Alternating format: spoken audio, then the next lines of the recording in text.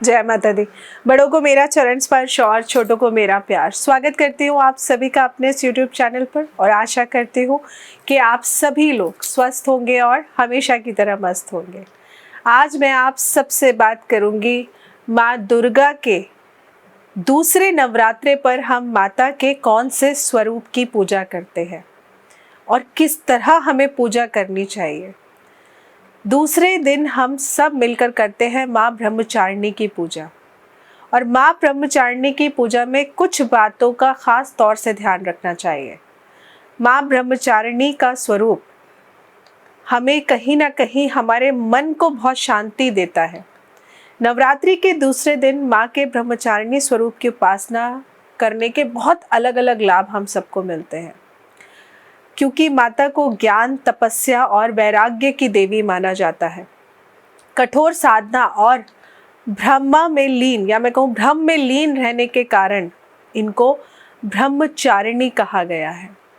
विद्यार्थी और तपस्वियों के लिए इनकी पूजा बहुत ही शुभ फलदायी होती है। माता के इस रूप को माता पार्वती का अविवाहित रूप माना जाता है। इसके अलावा माँ ब्रह्मचारिणी को ज्ञान, तपस्या और वैराग्य की देवी माना जाता है। माँ ब्रह्मचारिणी का मतलब है तप का आचरण करने वाली। माँ ब्रह्मचारिणी के दाहिने हाथ में जप की माला है, बाएं हाथ में कमंडल है। देवी ब्रह्मचारिणी साक्षात ब्रह्मा का स्वरूप है, अर्थात तपस्या का मूर्तिमान रूप है। माता के अन्य नाम में से एक नाम भगवती भी है, दुर्गा भी है, शिव स्वरूपा भी है, गणेश जननी भी है, माँ नारायणी भी है, विष्णु माया भी है और पूर्ण ब्रह्मा स्वरूपिणी भी है। इनकी विधि पूर्वक उपासना से ज्ञान की प्राप्ति होती है। साथ ही में लंबी आयु का आशीर्वाद भी हम सबको प्राप्त होता है। माँ दुर्गा का ये स्वरूप बहुत ही अनंत फल देने वाला माना गया है। माँ की पूजा करने से ज्ञान की वृद्धि होती है और सभी समस्याओं से हम सबको मुक्ति मिलती है। माता ब्रह्मचारिणी ने अपने तप के माध्यम से हजारों राक्षसों का अंत कर दिया था। ये सब आप सब ने दुर्गा सप्तशती में जरूर पढ़ा होगा। तप करने से इनको असीम शक्ति प्राप्त हुई थी। माँ अपने भक्तों पर हमेशा कृपा बनाए रखती है और सदैव अपना आशीर्वाद अपने भक्तों के ऊपर बनाए रखती है। माता के आशीर्वाद से हर कार्य पूरा हो जाता है और परिवार में सुख, शांति और समृद्धि का वास सदैव के लिए बना रहता है। माता की आराधना करने से जीवन में हमें संयम, बल, सात्विकता, आत्मविश्वास की वृद्धि होती है। माता की शक्ति के प्रभाव से तन मन के सभी दोष दूर हो जाते हैं और जीवन में उत्साह और उमंग के साथ साथ हमें धैर्य और साहस का समावेश भी प्राप्त होता है। माँ दुर्गा का ये दूसरा स्वरूप दिव्य और अलौकिक प्रकाश लेकर आता है। माँ ब्रह्मचारिणी की पूजा में ध्यान सिर्फ इतना रखना है कि अपने मन को, अपने चित्त को बिल्कुल शांत करके, अपने मन को बिल्कुल पवित्र करके माँ के इस रूप की पूजा करनी चाहिए। जो लोग व्रत नहीं रखते हैं नवरात्रों के 9 दिन में, तो कम से कम इन 9 दिनों में वो प्याज लहसुन का त्याग करें, बहुत ज़रूरी है। नॉनवेज ना खाएं, अल्कोहल ना खाएं और सबसे बड़ी बात, जो शादीशुदा लोग हैं वो अपने ऊपर संयम ज़रूर बरतें।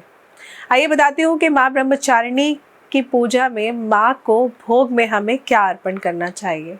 माँ के इस स्वरूप को सबसे ज़्यादा जो चीज़ पसंद है वो है मिश्री। तो एक खास उपाय आप सबको बताऊंगी कि आज माता के, जब आप माँ की पूजा करेंगे तो माता के लिए क्या भोग आप सबको बनाना है। क्या बहुत छोटा सा और बहुत उत्तम भोग आपको बनाना है और कुछ नहीं, सिर्फ आपको मिश्री मिलाकर पंचामृत बनाना है। पंचामृत बनाने की विधि आप सबको पता है। थोड़ा सा कच्चा दूध लेना है, आपको गंगा जल लेना है, थोड़ा सा गाय का घी लेना है, दही लेना है और इसमें आप सबको मिलानी है मिश्री, क्योंकि मिश्री माता की प्रिय वस्तु है। तो मिश्री मिलाकर आपको पंचामृत बनाना है, तुलसी नहीं मिलानी है, इस बात का ध्यान रखिएगा। भोग लगाने के बाद में जब आप माँ को सुबह भोग लगा देंगे, पूजा कर लेंगे, उसके बाद में सभी सदस्यों को इसे प्रसाद रूप में ग्रहण ज़रूर करना चाहिए। ऐसा करने से घर के सभी सदस्यों को लंबी आयु का वरदान मिलता है। अब मैं आप सबको एक छोटा सा और बहुत खास उपाय बताऊंगी। माँ के इस स्वरूप की पूजा करने के लिए जब आप सुबह दीपक जलाएंगे ना माता के सामने, तो आप उस दीपक में 2 दाने मिश्री के ज़रूर डाल दीजिएगा, क्योंकि अग्नि देवता को भी जब आप भोग लगाते हैं ना, दीपक में हम कोई भी चीज़ डलवाते हैं तो इसका मतलब है कि हम आपसे अग्नि देवता को उस पर्टिकुलर तिथि या नक्षत्र या उस पर्टिकुलर अच्छे योग में अग्नि देवता को भोग लगवा रहे हैं।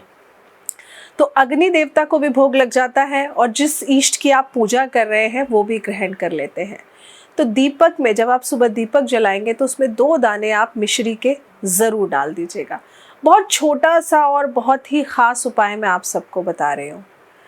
या देवी सर्वभूतेषु शक्ति रूपेण संस्थिता नमस्तस्यै नमस्तस्यै नमस्तस्यै नमो नमः। इस मंत्र का जाप आप माँ दुर्गा के नवरात्रों में दूसरे नवरात्रों पे ज़रूर करिएगा, क्योंकि नवरात्रि के दूसरे दिन जब आप इस मंत्र का जाप करते हैं तो अगर आपके अंदर कॉन्फिडेंस की कमी है ना, तो कॉन्फिडेंस आपका इम्प्रूव होने लगता है। अगर आपको लगता है कि लोग आपकी बात सुनते नहीं हैं या आपको सीरियस नहीं लेते हैं, तो आप देखेंगे कि आपके अंदर कॉन्फिडेंस तो बढ़ ही रहा है, साथ में लोगों की नज़र में भी आपकी मान प्रतिष्ठा धीरे धीरे बढ़ने लगती है। बहुत छोटा सा मंत्र है और इस मंत्र का जाप आप जितना ज़्यादा कर सके उतना अच्छा है, नहीं तो आप आज के दिन 108 बार कर लीजिए, लेकिन करिए ज़रूर। नवरात्रि के 9 दिन बहुत खास होते हैं। नवरात्रि के 9 दिन में अपने आप में ही खास मुहूर्त लेकर आए होते हैं। तो अगर आप कुछ भी थोड़ा सा भी कुछ करते हैं ना, तो उसका अच्छा कर्म करेंगे तो उसका पुण्य आपको मिलेगा, गलत कर्म करेंगे तो उसका भी पाप आपको भोगना पड़ेगा। इसलिए कोशिश करिए कि कुछ भी गलत ना करें। नवरात्रों में जितना हो सके आप अपनी तरफ से अच्छा करिए। पूजा पाठ में अपने आप को इस तरह लीन कर दीजिए कि माँ दुर्गा आपके ऊपर से अपने आशीर्वाद का हाथ कभी हटा ही नहीं पाए। बहुत छोटा सा उपाय है आज करने के लिए, इसको करिएगा ज़रूर, और करके मैं आपको सीरियसली बता सकती हूँ कि आपको बहुत अच्छे परिणाम देखने को मिलेंगे। जुड़े रहिए हमारे चैनल के साथ, इसी तरीके के बहुत छोटे छोटे से उपाय लेकर आई हूँ आप सबके लिए नवरात्रों में करने के लिए। जय माता दी।